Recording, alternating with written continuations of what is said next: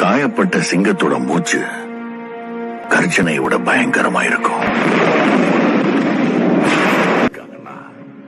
அவன் எதையும் பெருசா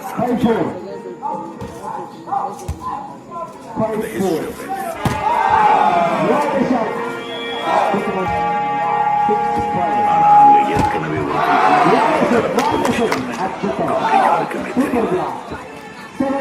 நீங்க அனுப்புற ஸ்பெஷல் போர்சஸ் ஒண்ணுமே பண்ண முடியாது.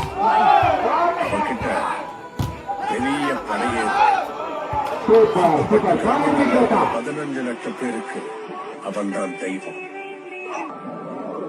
அந்த சிவரங்கள் எல்லாம் உடச்சுக்கிட்டு அவனை சேரத்துக்கு முன்னாடி அந்த 15 லட்சம் மக்களை தாண்டணும்.